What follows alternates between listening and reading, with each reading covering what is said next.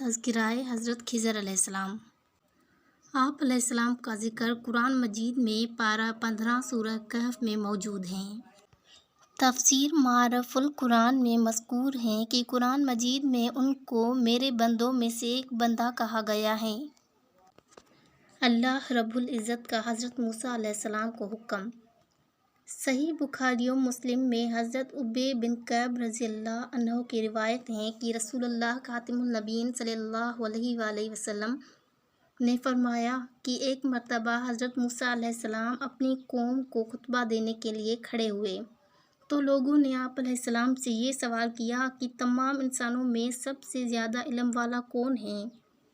حضرت موسیٰ علیہ السلام کے علم میں اپنے سے زیادہ علم والا کوئی نہیں تھا، اس لیے فرمایا کہ میں سب سے زیادہ علم والا ہوں۔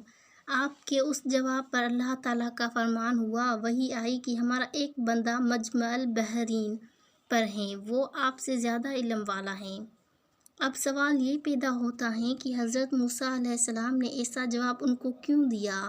حضرت مولانا رشید رحمۃ اللہ علیہ فرماتے ہیں کہ یہ جواب اس لیے دیا کہ حضرت موسیٰ علیہ السلام کی قوم ہٹ دھرم تھی اور ہر بات پر اعتراض کرتی۔ اگر حضرت موسیٰ علیہ السلام اپنے سے زیادہ علم والا کسی اور کو قرار دیتے تو بنی اسرائیل کے لوگ کہتے کہ جا اس بڑے علم کو لا، ہم تیری بات کیوں سنیں؟ تو اس وجہ سے آپ علیہ السلام نے فرمایا کہ مجھ سے بڑا علم والا کوئی نہیں ہے۔ سفر کی تیاری۔ بہرحال حضرت موسیٰ علیہ السلام نے اللہ تعالیٰ سے عرض کیا کہ الہی مجھے ان کا پتہ اور نشانی بتائی جائے، میں ان سے استفادہ کر لوں۔ اللہ تعالیٰ نے فرمایا کہ ایک بہنی ہوئی مچھلی اپنی زنبیل میں رکھ لو اور مجمع البحرین کی طرف سفر کرو، جس جگہ پہنچ کر یہ مچھلی گم ہو جائے بس وہی جگہ ہمارے اس بندے کی ہے۔ حضرت موسیٰ علیہ السلام نے اپنے خادم حضرت یوشع بن نون علیہ السلام کی ہمراہ سفر کی تیاری شروع کر دی اور مچھلی زنبیل میں رکھ لی اور چل دیے جیسا کہ ارشاد ہے۔ ترجمہ۔ اور جب موسیٰ علیہ السلام نے اپنے شاگرد سے کہا کہ میں چلتا رہوں گا یہاں تک کہ یہ دو دریاؤں کے ملنے کی جگہ پر پہنچ جاؤں یا اسی طرح برسوں تک چلتا رہوں۔ وہ دو بحرین بحیرہ فارس و بحیرہ روم ہیں۔ دوران سفر ایک پتھر کے پاس پہنچ کر اس پر سر رکھ کر لیٹ گئے کہ اچانک مچھلی حرکت میں آ گئی اور زنبیل سے نکل کر دریا میں چلی گئی اور اللہ تعالیٰ نے وہاں پانی کا ذریعہ روک دیا اور اس جگہ پانی کے اندر ایک سرنگ سی ہو گئی۔ مچھلی کا مجمع البحرین میں سرنگ بنانا۔ ترجمہ۔ بس جب وہ دریاؤں کے ملنے کی جگہ پہنچے تو وہ اپنی مچھلی کو بھول گئے اور مچھلی نے دریا میں اپنی راہ بنا لی۔ حضرت موسیٰ علیہ السلام آرام فرما رہے تھے اور حضرت یوشع بن نون علیہ السلام بیدار تھے اور یہ واقعہ دیکھ رہے تھے۔ خیال تھا کہ حضرت موسیٰ علیہ السلام جب بیدار ہوں گے تو بتاؤں گا، مگر بھول گئے اور اس جگہ سے بیدار ہو کر ایک دن اور ایک رات مزید سفر کیا۔ جب وہ دوسرے دن کی صبح ہو گئی تو حضرت موسیٰ علیہ السلام نے اپنے رفیق سے کہا کہ میں اس سفر میں کافی تھک چکا ہوں، ناشتہ لاؤ۔ آن حضرت خاتم النبیین صلی اللہ علیہ وآلہ وسلم نے فرمایا کہ اس سے پہلے حضرت موسیٰ علیہ السلام کو تھکاوٹ محسوس نہیں ہوئی، یہاں تک کہ جس جگہ پہنچنا تھا اس سے آگے نکل آئے۔ اس واقعہ کو قرآن مجید میں اس طرح بیان کیا گیا ہے۔ ترجمہ۔ پھر جب وہ آگے بڑھے تو موسیٰ علیہ السلام نے اپنے شاگرد سے کہا کہ ہمارا کھانا لاؤ، ہمارے اس سفر سے ہم کو بڑی تھکان ہو گئی ہے۔ تو حضرت یوشع بن نون علیہ السلام نے اس طرح جواب دیا۔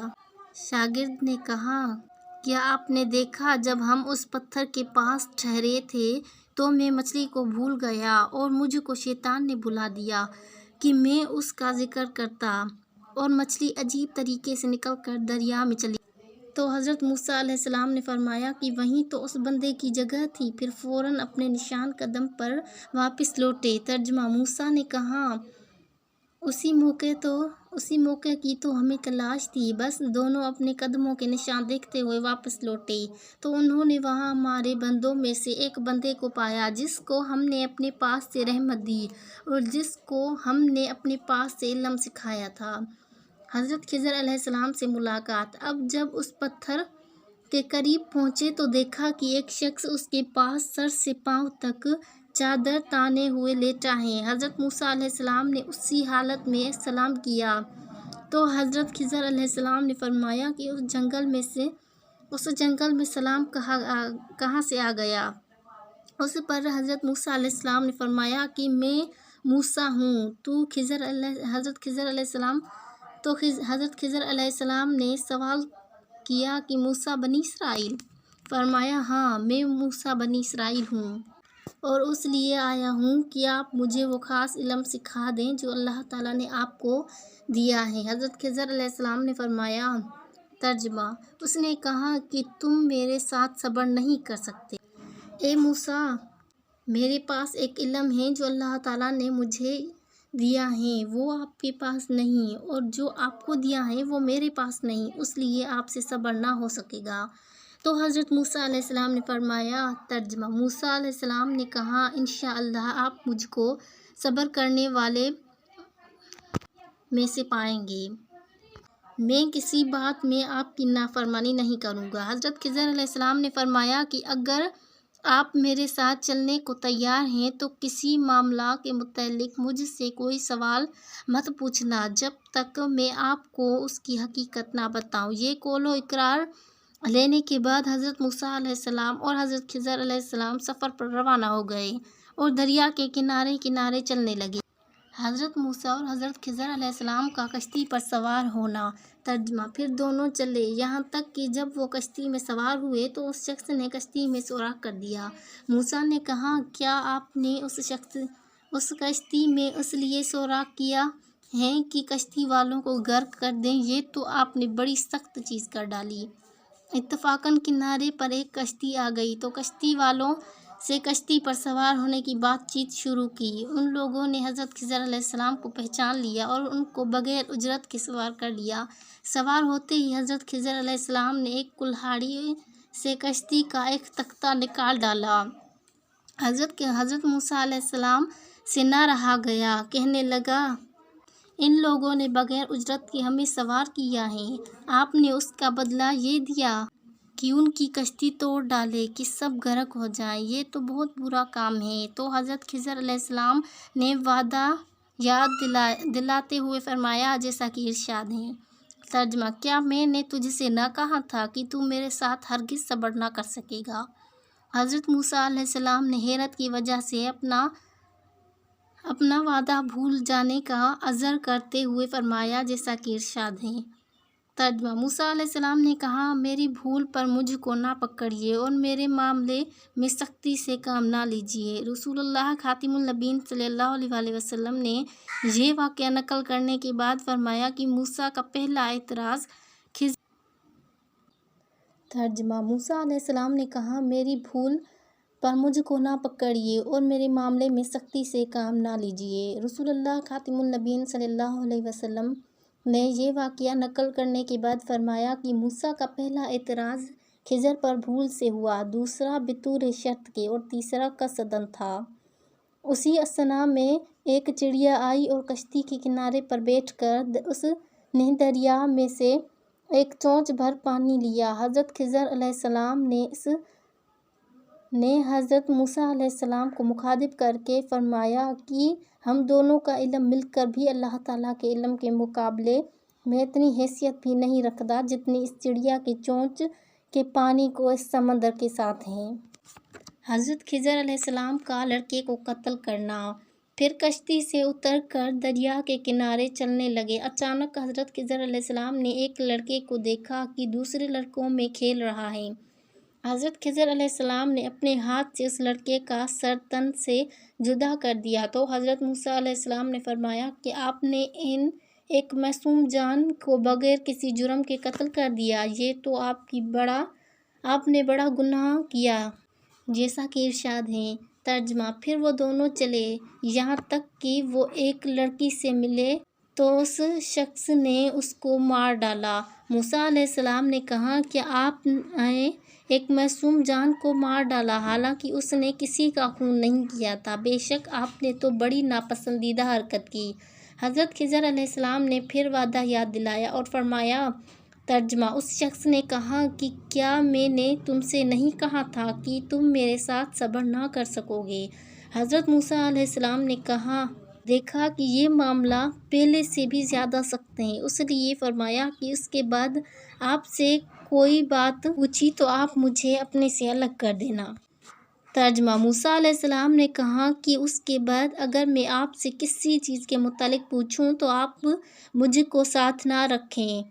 آپ میری طرف سے عذر کی حد کو پہنچ گئے۔ سفر کو درست کرنا۔ اس کے بعد پھر سفر شروع کیا، یہاں تک کہ ان کا گزر ایک گاؤں پر ہوا۔ انہوں نے گاؤں والوں سے درخواست کی کہ ہماری مہمان نوازی کریں، لیکن گاؤں والوں نے انکار کر دیا۔ انہوں نے دیکھا کہ گاؤں میں ایک دیوار گرنے والی ہے، تو حضرت خضر علیہ السلام نے اپنے ہاتھ سے اس دیوار کو سیدھا کھڑا کر دیا۔ حضرت موسیٰ علیہ السلام نے فرمایا کہ تعجب ہے ہم نے ان لوگوں سے مہمان نوازی چاہی، انہوں نے انکار کر دیا اور آپ نے ان کا اتنا بڑا کام بغیر کسی اجرت کے کر دیا۔ ترجمہ: پھر دونوں چلے، یہاں تک کہ وہ بستی والوں کے پاس پہنچے تو وہاں والوں سے کھانے کو مانگا، مگر انہوں نے ان کی میزبانی سے انکار کر دیا۔ پھر ان کو وہاں ایک دیوار ملی جو گرنے ہی والی تھی، تو اس نے اس دیوار کو سیدھا کر دیا۔ موسیٰ علیہ السلام نے کہا، اگر آپ چاہتے تو اس پر کچھ اجرت لے لیتے۔ حضرت خضر علیہ السلام نے وعدے کے مطابق حضرت موسیٰ علیہ السلام سے فرمایا۔ ترجمہ: اس نے کہا کہ اب یہ میرے اور تمہارے درمیان جدائی کا موقع ہے، میں تم کو ان چیزوں کی حقیقت بتاؤں گا جن پر تم صبر نہ کر سکے۔ کشتی میں سوراخ کیوں کیا؟ یہ کشتی چند مسکینوں کی تھی۔ کعب الاحبار سے منقول ہے کہ یہ 10 بھائی تھے، جن میں 5 اپاہج معذور تھے اور 5 محنت مزدوری کر کے سب کے لیے معاش کا بندوبست کرتے تھے، اور ان کی مزدوری یہ تھی کہ دریا میں کشتی چلاتے اور یہ اس کا کرایہ حاصل کرتے تھے۔ قرآن مجید نے اس طرح بیان کیا ہے۔ ترجمہ: کشتی کا معاملہ یہ ہے کہ وہ چند مسکینوں کی تھی جو دریا میں محنت کرتے تھے، تو میں نے چاہا کہ اس کو عیبدار کر دوں، اور ان کے آگے ایک بادشاہ تھا جو ہر کشتی کو زبردستی چھین کر لے لیتا تھا۔ علامہ بغوی رحمۃ اللہ علیہ نے بروایت حضرت ابن عباس رضی اللہ تعالیٰ عنہ نقل کیا ہے کہ یہ کشتی جس طرف جا رہی تھی وہاں ایک ظالم بادشاہ تھا جو ادھر سے گزرنے والوں کی کشتیاں زبردستی چھین لیتا تھا۔ تورات میں ہے کہ یہ عیس بن اسحاق علیہ السلام کی نسل سے تھا۔ تورات میں جن بادشاہوں کا صریح ذکر ہے ان میں سے ایک یہ بھی ہے۔ حضرت خضر علیہ السلام نے اس مہلت سے کشتی کا ایک تختہ اکھاڑ دیا کہ وہ ظالم بادشاہ اس کشتی کو شکستہ دیکھ کر چھوڑ دے اور یہ مساکین اس مصیبت سے بچ جائیں۔ لڑکے کو کیوں قتل کیا؟ ابن کثیر میں ہے کہ اس لڑکے کے نام ہیسوٹ تھا جسے حضرت خضر علیہ السلام نے قتل کیا تھا۔ حدیث میں ہے کہ اس کی جبلت میں ہی کفر تھا۔ حضرت خضر علیہ السلام فرماتے ہیں کہ بہت ممکن تھا کہ اس بچے کی محبت اس کے ماں باپ کو بھی کفر کی طرف مائل کر دے۔ حضرت قتادہ رضی اللہ تعالیٰ عنہ فرماتے ہیں کہ اس کی پیدائش سے اس کے والدین بہت خوش ہوئے تھے اور اس کی ہلاکت سے بہت غمگین ہوئے۔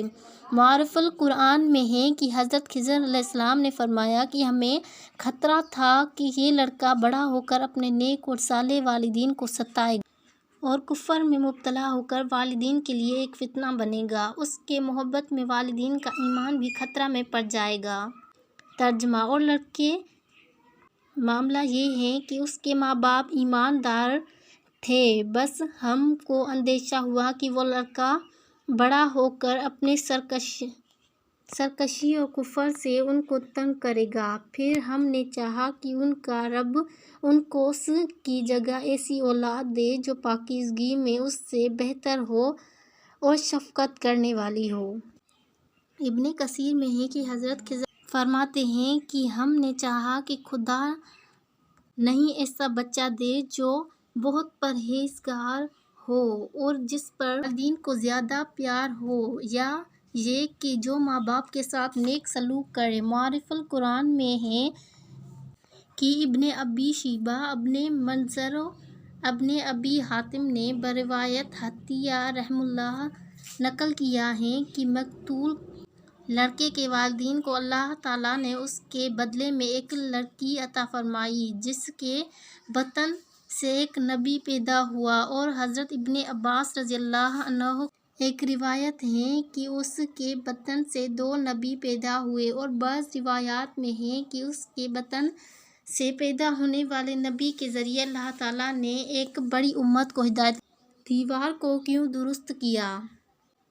ترجمہ۔ اور دیوار کا معاملہ یہ ہے کہ وہ شہر کے 2 یتیم لڑکوں کی تھی، اور اس دیوار کے نیچے ان کا خزانہ دفن تھا، اور ان کا باپ ایک نیک آدمی تھا۔ بس اب کہ رب نے چاہا کہ وہ دونوں اپنی جوانی کی عمر کو پہنچے اور اپنا خزانہ نکال لیں، جیسا کہ آیت سے ظاہر ہو گیا کہ اس دیوار کے نیچے یتیم بچوں کے لیے ان کے والد کا دفن کیا ہوا خزانہ تھا۔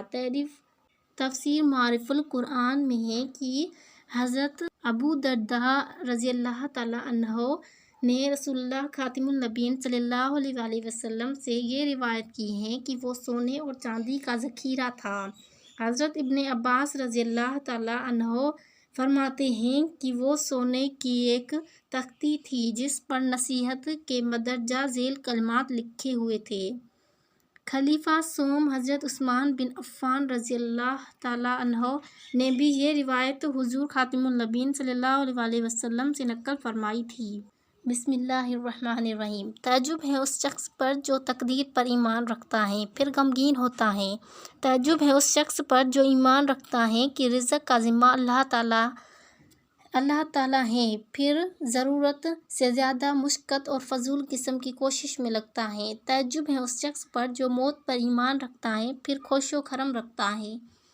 تعجب ہے اس شخص پر جو حساب آخرت پر ایمان رکھتا ہے پھر غفلت برتتا ہے۔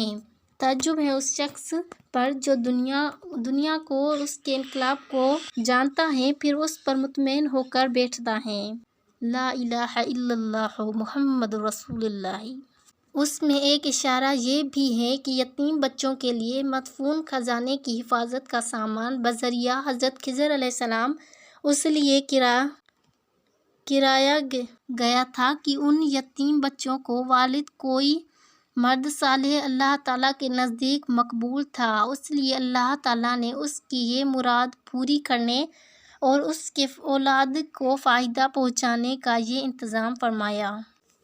محمد بن منکدر رحمۃ اللہ علیہ فرماتے ہیں کہ اللہ تعالیٰ ایک نیک بندے کی نیکی اور صلاحیت کی وجہ سے اس کی اولاد اور اولاد کی اولاد اور اس کے خاندان اور اس کے آس پاس کے مکانات کی حفاظت فرماتے ہیں۔ اس کے بعد حضرت خضر علیہ السلام نے حضرت موسیٰ علیہ السلام سے فرمایا کہ ترجمہ، اور میں نے اس کو اپنی رائے سے نہیں کیا، یہ ہیں حقیقت ان باتوں کی جن پر آپ صبر نہ کر سکے۔ کیا حضرت خضر علیہ السلام زندہ ہے؟ قرآن کریم میں جو واقعہ مذکور ہے اس کا اس معاملے سے کوئی تعلق نہیں کہ اس واقعہ کے بعد حضرت خضر علیہ السلام زندہ رہے یا وفات پا گئے۔ بعض روایات و آثار سے ان کا زندہ ہونا معلوم ہوتا ہے کہ جبکہ بعض روایات سے اس کے خلاف معلوم ہوتا ہے کہ اس لیے اس معاملہ میں ہمیشہ علماء کی رائے مختلف رہی ہے۔ جو حضرات ان کی حیات کے قائل ہیں وہ حضرت انس رضی اللہ تعالیٰ عنہ کی حدیث سے استدلال کرتے ہیں جو حکم نے مستدرک میں نقل کی ہیں کہ جب رسول اللہ خاتم النبیین صلی اللہ علیہ وآلہ وسلم کی وفات ہوئی تو ایک شخص سیاہ سفید داڑھی والا داخل ہوا اور لوگوں کے مجمع کو چیرتا ہوا اندر پہنچا اور رونے لگا، پھر صحابہ کرام رضی اللہ عنہ کی طرف متوجہ ہو کر فرمایا۔ ترجمہ، اللہ کی بارگاہ میں صبر ہے اور بدلہ ہے، ہر فوت ہونے والی چیز کا وہیں قائم مقام ہے، ہر ہلاک ہونے والی کا اس لیے اس کی طرف رجوع کرو، اسی کی طرف رغبت کرو، کیونکہ محروم وہ شخص ہے جو مصیبت کے ثواب سے محروم ہو جائے۔ اور صحیح مسلم کی حدیث ہے کہ دجال مدینے کے قریب ایک جگہ تک پہنچے گا تو مدینہ سے ایک شخص اس کے مقابلے کے لیے نکلے گا جو اس زمانے میں سب انسانوں سے بہتر ہوگا یا بہتر لوگوں میں سے ہوگا۔ ابو اسحاق نے فرمایا کہ یہ حضرت خضر علیہ السلام ہوں گے۔ اسی طرح اولیاء امت میں سے کئی حضرات کے حضرت خضر علیہ السلام سے ملاقات کے بے شمار واقعات منقول ہیں۔ تمت تذکرہ حضرت خضر علیہ السلام۔